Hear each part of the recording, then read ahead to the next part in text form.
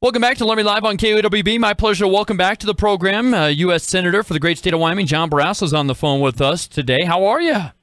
Great. I was in Laramie a couple of times over the last week. Was at the wonderful ceremony and celebration of the life of Marion Rochelle at the Rochelle Center on Saturday, and to have the students there, the athletes, so many people at that great place, and to talk about the statue breaking through was really something. The cowgirl on the horse breaking through the wall. Yep. Marion had such a vision for Wyoming, and it's wonderful to have been there to celebrate her life with her family and so many friends at the university. Well, I appreciate your time today. Speaking of the university, you recently had a gentleman from the School of Energy Resources out there talking a little bit about this carbon capture. I know that that was something that was big earlier this week with the Environmental and Public Works Committee that you're chair of. Well, we did. We had the dean of the School of Energy Resources, Mark Northam. He came to town to Washington yesterday. I had seen him last week as well in Wyoming and Laramie. I was at the Wyoming Infrastructure Authority's conference, and he was there with that because we're talking about energy and Wyoming, and of course the entire Hathaway Scholarship for all the students at Wyoming is based on our energy resources, and we just want to make sure that energy resources in Wyoming don't ever become stranded assets. So Mark was here to testify about what we're doing, how the state is investing in promoting clean carbon capture programs, the whole program in Gillette at the Integrated Test Center, and how through the University of Wyoming and our School of Energy Resources, we want to make sure that resource that we have here in Wyoming that's going to last. I mean, we have enough to power the country for a couple of hundred years, how we can use that in a way that continues to benefit our state as well as protect the environment at the same time. He did a terrific job. And that's part of that Use It Act that you guys talked so much about earlier this week. Now, speaking of what's going on kind of environmentally and things like that, what happened recently with the EPA's visit to Wyoming? Well, we brought Scott Pruitt, the director of the EPA, to Wyoming. We took him up to the one of the coal mines to see what it's like to meet the wonderful people. It was at Black Thunder out of Wright, Wyoming, south of Gillette.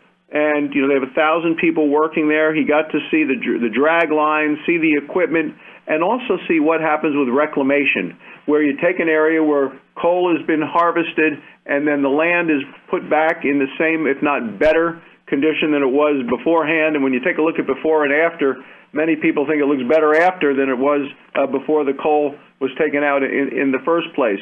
The additional thing we had happen in Gillette, we brought experts from the EPA out to hold a hearing about the President's Clean Power Plan, and I think 300 people showed up to testify.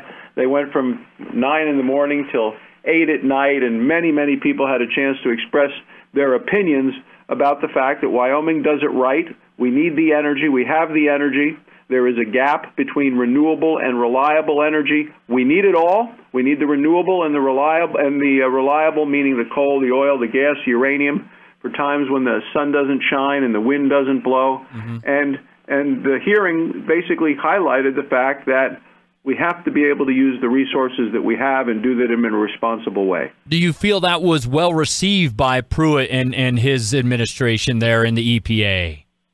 Well, I had a call from the administrator the other day. He thought it was a wonderful time. He learned a lot. He really, really loved seeing it on the ground. He had read about it, but had not really been to Wyoming, to the mines.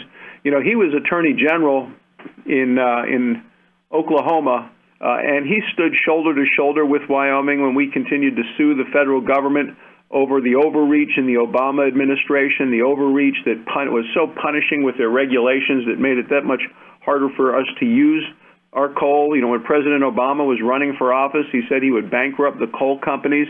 And Hillary Clinton, when she was running, said she would put coal miners out of work. And we really do have a whole new mindset in administration where we're trying to get rid of those burdensome, time-consuming, expensive regulations and let the American people do their jobs, and the people of Wyoming do it better than none. Visiting with Senator John Barrasso here, Laramie Live on KOWB. Speaking of Scott Pruitt, he's come under fire recently. You had released a statement earlier this week, and many Wyomingites kind of fed back to us, and we're wondering why you're waiting on this White House review with Scott Pruitt and all that's going on there. Well, all members of the cabinet, as you know, serve at the pleasure of the president, and the White House and the president is going to do that review. I was at the White House earlier today with the president, and we're going to let the president make that decision. All right. I appreciate that explanation. Talk a little bit about, speaking of President Trump, the infrastructure proposal that he's got and how it impacts us back here in Wyoming. Well, you know, I was chairman when I was in Wyoming in the State Senate with the Transportation Committee.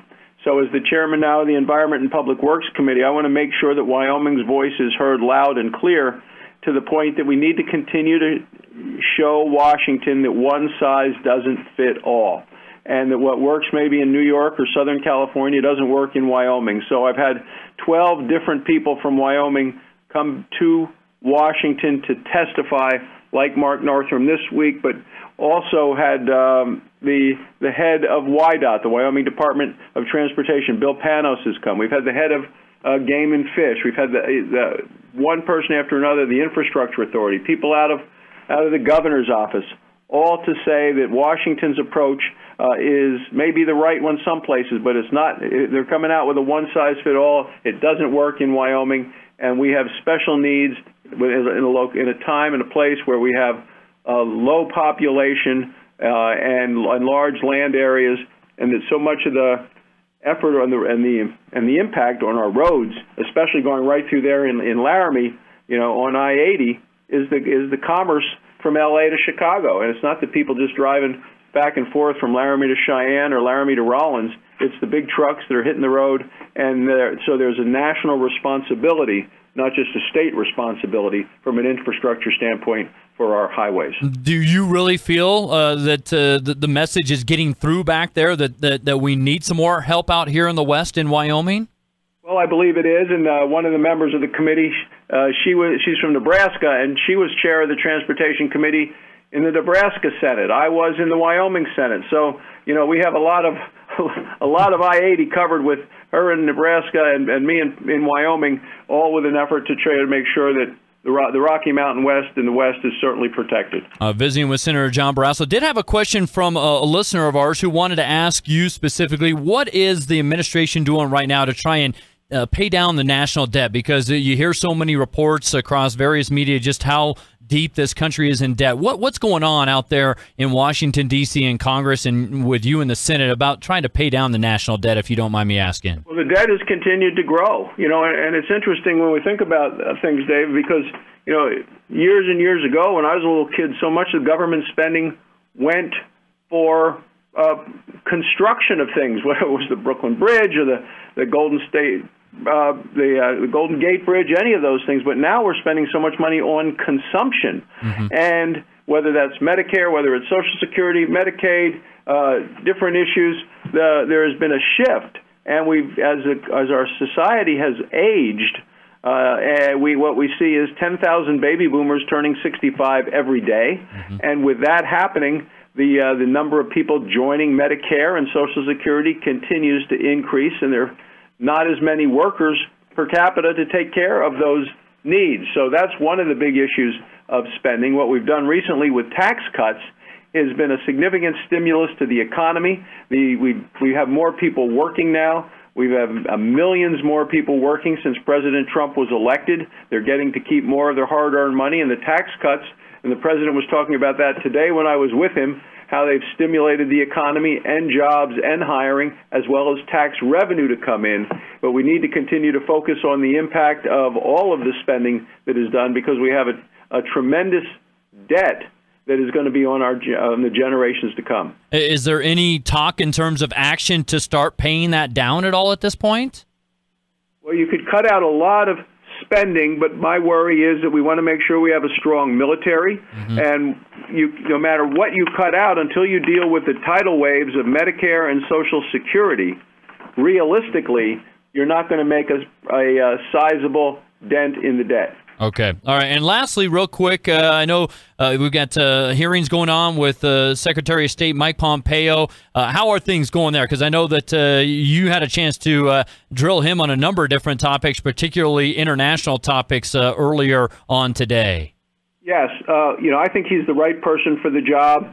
I've traveled with him a number of times. We've gone to international conferences on security. You know, he was number one in his class at West Point. He was at Harvard, graduated from Harvard Law School. He was a member of Congress, and now for the last year has been the director of the CIA. When I travel with him, he knows the people, he knows the issues. I think he has good chemistry with the president. He's the right person to be the Secretary of State. I support him. I asked him in the hearings about Iran, about Syria, and the chemical weapons that were used there. We asked about North Korea and the talks there and their missile and nuclear development program. Talked about Iran, Russia, China, all of the things that can have an impact worldwide, some of the immediate threats that we face from North Korea and the threat from Syria as well as ISIS, and then take it into the struggles that we're currently engaged with Iran, with Russia, and then long-term what China wants to do in terms of their global view of global dominance, and they have a 20, 30-year plan ahead. With that, I know you're a busy guy. I'll let you go. I greatly appreciate the time today, Senator. Thanks, David. That is Senator John Barrasso, kind enough to join us today. Laramie Live on KOWB.